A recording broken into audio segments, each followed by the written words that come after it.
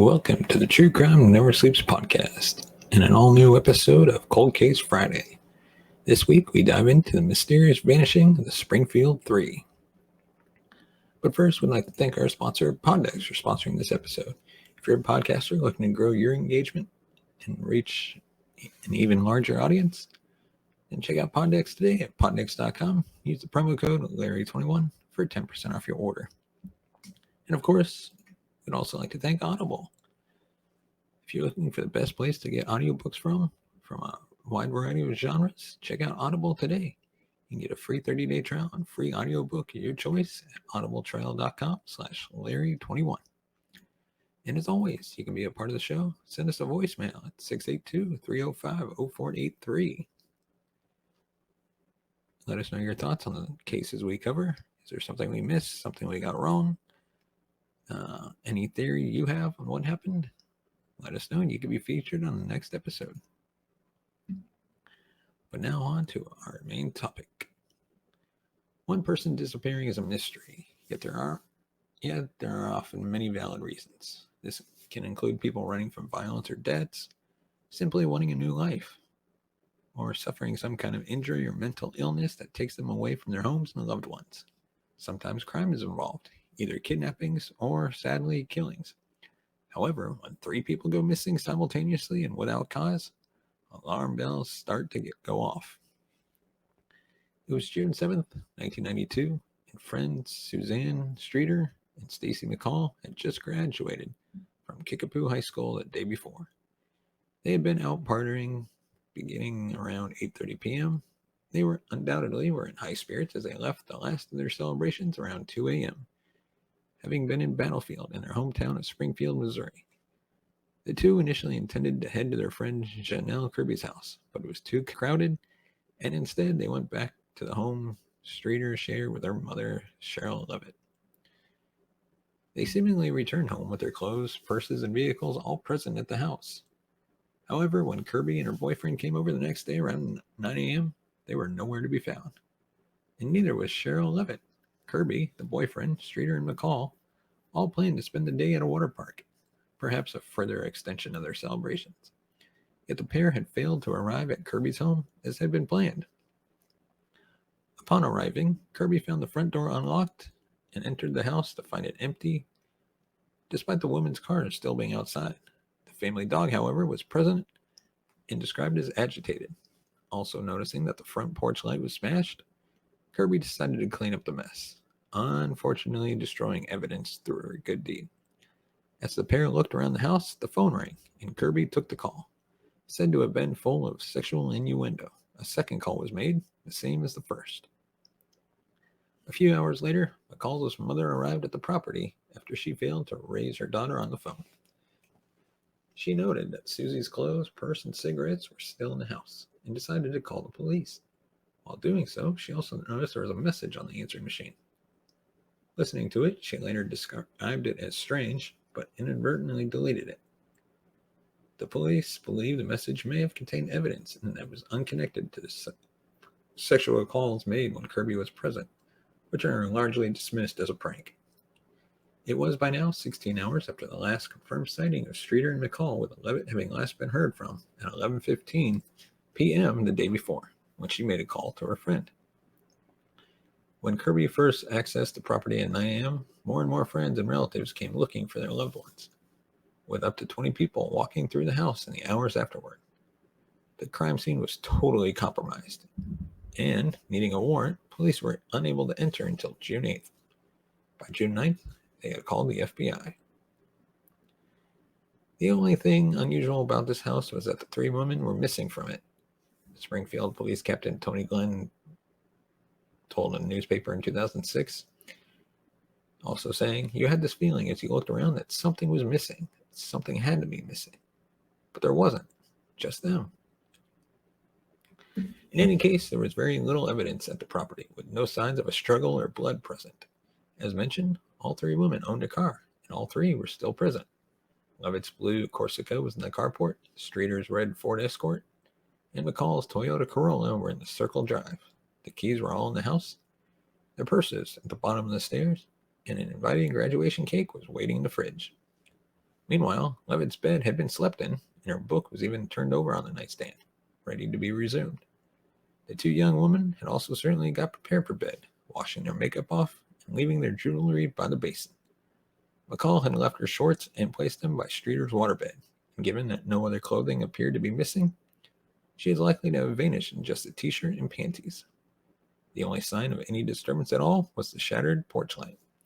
The possibility exists that the light was deliberately broken to draw Levitt, Streeter, and McCall out of the house just after the two young women arrived home. Or another deception was used to the same effect, yet that can only be speculation. 20,000 posters went up throughout Springfield. Police logged 5,200 tips in the case and gave polygraphs to numerous people. They searched woods and fields throughout the Ozark area and made inquiries in 21 states, all to little avail. One potential piece of evidence was a letter left at a newsletter rack at Smitty's 218 South.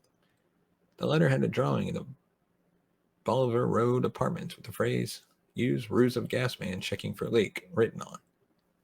What it may have meant is unknown. An image of a transient in the area was distributed, as was a photo of a retouched Dodge van seen by the home on June 7th.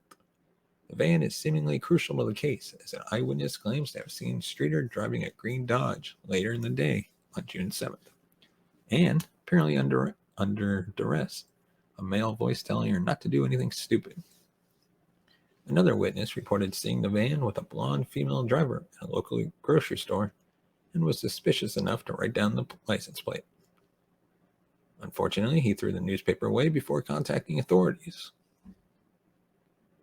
The hunt for the three women was relentless, with police logging 1,600 hours of overtime on the case in around 10 days. Fearing that the transient might have been involved or the answer lay in the background of Levitt.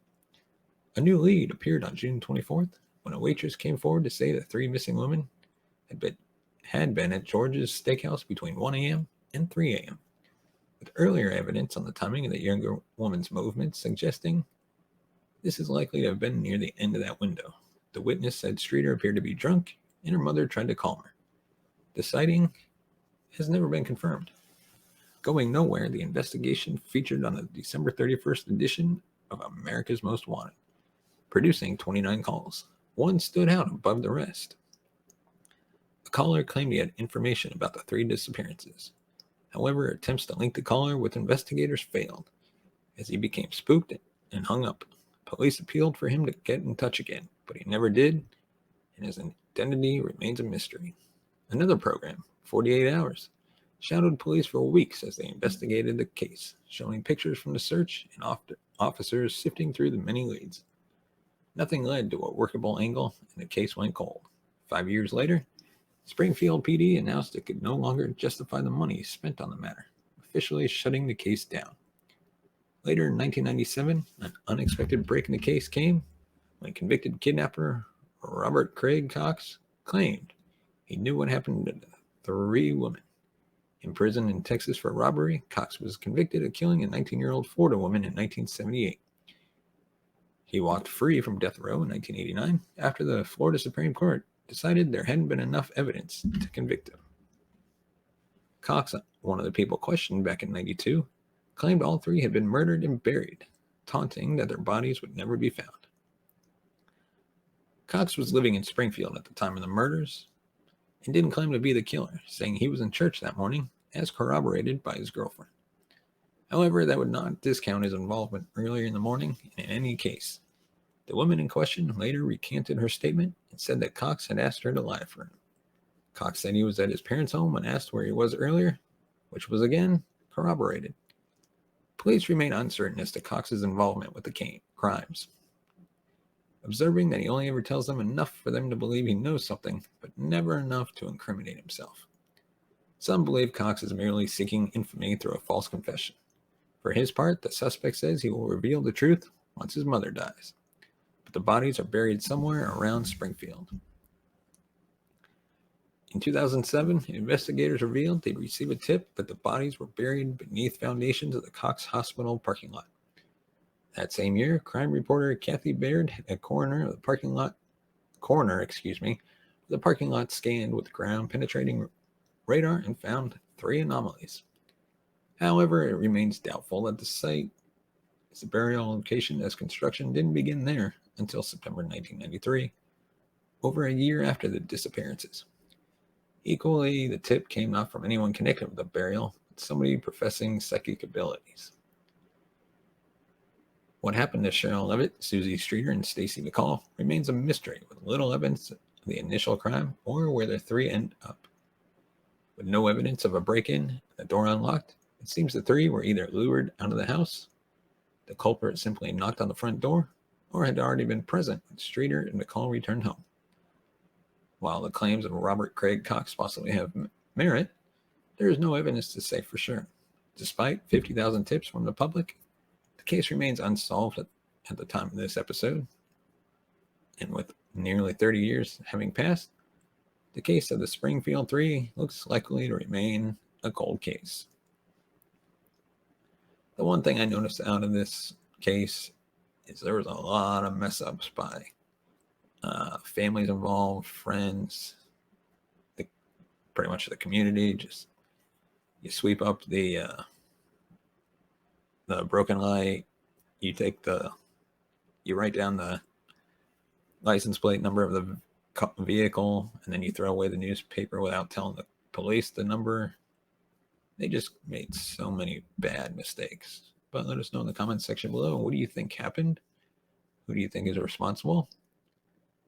As always, if you want to support the show, you can buy us a coffee at buymeacoffee.com/TCNS. Your support helps the channel grow, upgrade our equipment, bring in new hosts, be able to pay them, and take this show on the road. As always, thank you so much for watching and listening, and we will see you next time.